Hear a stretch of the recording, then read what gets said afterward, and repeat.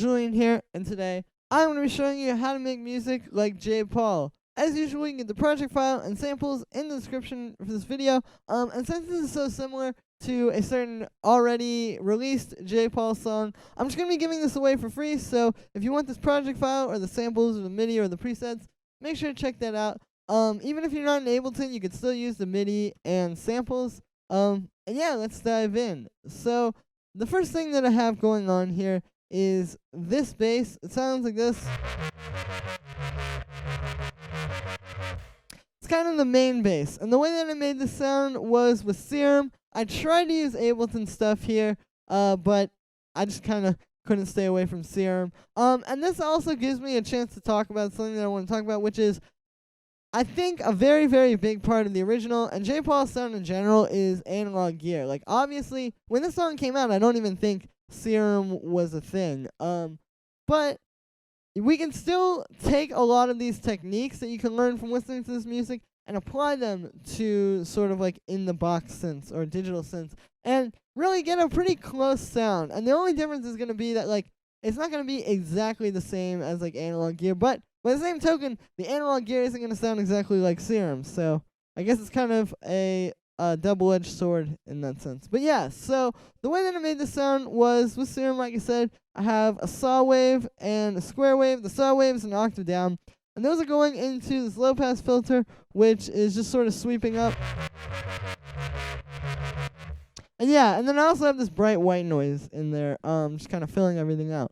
So after that, I added a few effects. The first one here is this reverb, which is kind of just giving the sound a little bit more stereo width and sort of bringing it to life a little bit more. If we turn it off, you can hear it's kind of just flat and a little bit boring, but this reverb gives it that nice kind of space that you hear in a lot of J. Paul's music. And the way that you achieve this is just with a really short decay and size. Like, if you just turn those down a lot, you get this nice kind of like controlled reverb. And that's what I have here. So then after that, I have a distortion. I have it on the diode 1 setting. You can see we're distorting the reverb. It helps to kind of bring it out, I find. And with these kind of sounds, it can sound pretty cool. And then I have this EQ, which is cutting out just some mids and then cutting out some low end. And then I have a notch filter, which is also cutting out a little bit of mid-range. This layer was really mostly about like the highs and having that kind of like very sharp scooped mids kind of sound. So then after that, I have this chorus, which is very subtle. It's kind of just adding to what the reverb was doing, which is just adding a bit of space and like depth. Here's with it, and then without. So yeah, it's subtle, but it's bringing everything to life, I feel like.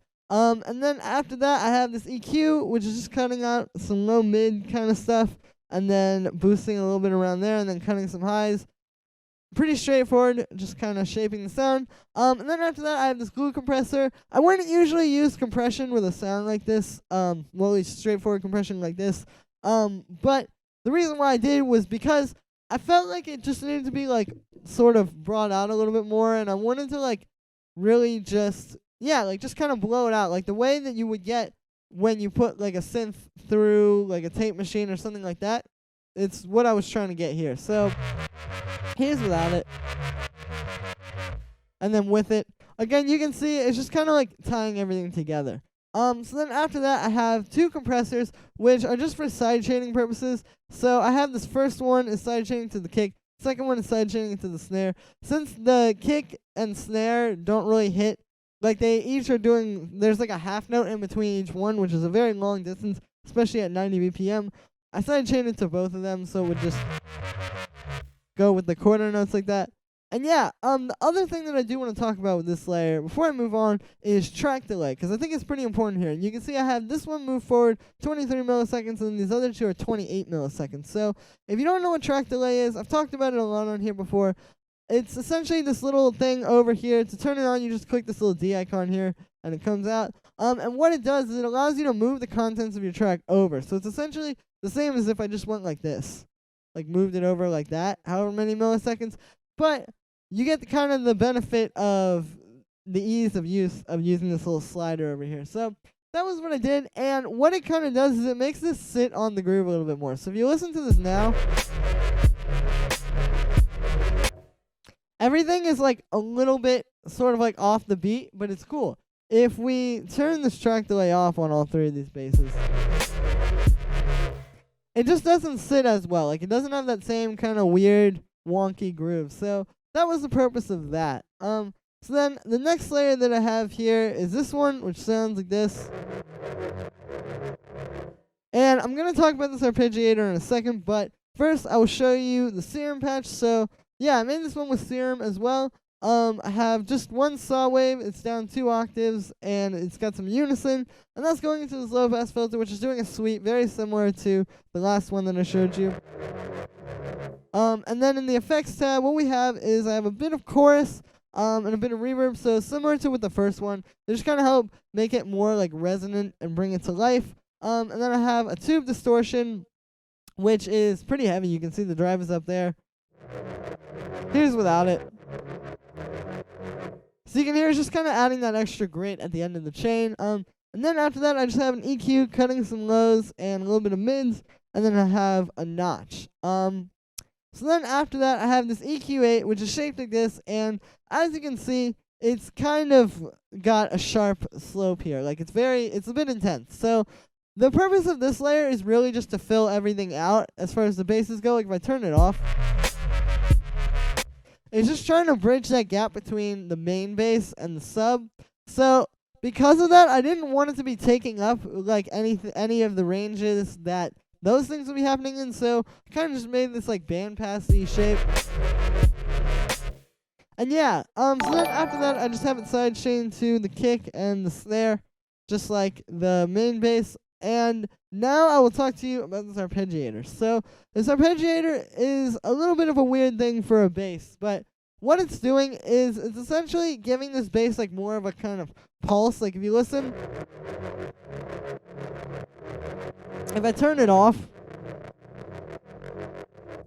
it's just kind of like a little bit too straightforward. So if you listen to a lot of J. Paul's tracks, he does a lot of things like this. Like, the goal of this is that it kind of obscures the bass line a little bit. If you listen to this bass now,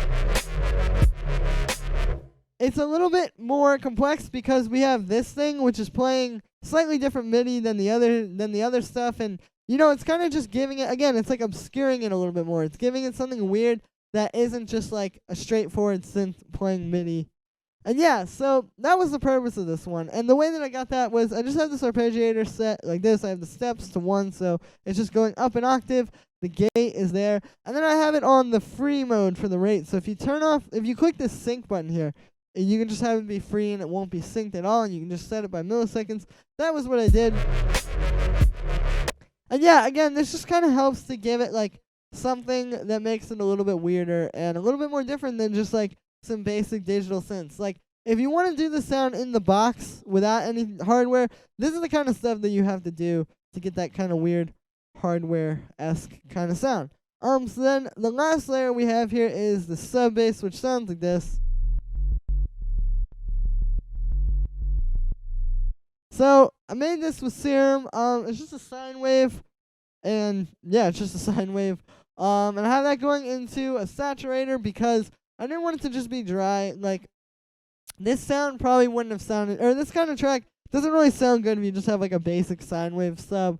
So I added a saturator on there, and yeah, I just used a bit of drive, and then played around with the bass frequency on the analog clip to sort of dial it in. And then I just have it sidechained to the kick and the snare, just like the rest of the basses. So this is pretty much the bass sound. It's really not that difficult if you just break it down. Again, we have like our main kind of like, I like to think of it as like the tone layer, like kind of like where the sound that you really are able to most easily hear comes from. And then we have this one, which is just filling out the mid-range and kind of giving it like that really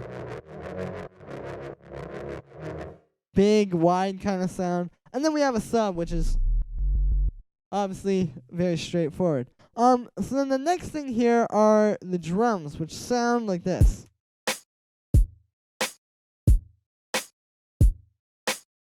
So these drums are really simple. It's just like pretty straightforward kind of hip-hop style drums. We have like a punchy snare, one of these kind of kicks, and then just like a hi-hat. So yeah, like these really aren't too difficult. Obviously, it's mostly about the synths with this style, but there are a few things about the drums that I will say. And the first thing that I will say is you need to have some kind of saturation, because if you listen to J. Paul's music, I believe this is how he's doing it. I mean, I personally think that he made everything with just hardware, so a lot of this is kind of just stuff that would happen by virtue of using hardware. But yeah, if you just have these drums dry, it's really not going to sound very good, because these basses are really big and distorted and just like kind of off the walls sounding. So if you have that and then you have some drums that are super dry and clean, it's not really going to work so well. It's going to be too much contrast. So that's the purpose of the saturation. It just kind of like, yeah, it gives the drums a little bit of drive and puts them into that same kind of world. So what I did was I grouped my drums together, and then I added a bit of drive, and I played around with this bass frequency on the analog clip. And also what this kind of does is it helps to glue the drums together. Like if you listen to this kick and this hi-hat, especially if I start turning up the drive, you can hear when that kick hits, the hi-hat is getting a little bit distorted. And this is something I definitely heard in a lot of J. Paul's music, especially in the original BTSTU. So yeah, the way you would achieve that was with saturation. If you just put some saturation on your group of drums or on like the kick and hi-hat at the same time, that kind of thing, you will probably get that sound. It's not too difficult. It's just a matter of drive where it's like at that point before it's too distorted. So then the last thing here is I do want to show you the master processing, which there really isn't much. I just have a bit of compression on the master. And this is, again, because I believe this track was just created entirely with hardware and maybe like sequenced with Pro Tools or something like that. This is something that would probably just happen using hardware. Like a little bit of compression or saturation or anything like that usually comes when you use hardware, because it tends to do that to your sound. So I just put this on the master, and you can hear like it actually does kind of help get it a little bit closer to that type of sound, because by compressing everything at once, we're putting everything under sort of the same like effect umbrella, so to speak, if that makes any sense. Like everything is gonna be at least have that effect on it, so it will sound closer by virtue of that. So yeah, this is just kind of a simple compressor. I set it up with a bit of threshold, and then I did turn up the makeup gain a little bit. But you can see the compressor isn't even activating that much. Like you can see, when basically it's activating whenever this blue line jumps. And you can see it's really just on those like hard kicks where it's activating. And that's pretty much what you want. Again, this is not trying to like do too much compression, because that obviously wouldn't sound very good. It's just doing a little bit on the real like peaks and helping to sort of glue everything together. So that's really it for this one. Like I said, it's not too difficult to get these bass sounds. You just kind of have to know how to dial it in and know what you're listening to. And then like the drums are really simple as well. And then the master processing. So thank you again, everybody, for watching this video. Once again, you can get the project file and samples from this video and the presets and the MIDI for free in the description. Oops, my mic messed up there for a second. But yeah, make sure to like this video as well as subscribe. Let me know what you think in the comments. Thank you again, everybody, for watching. And I will see you again tomorrow with another tutorial.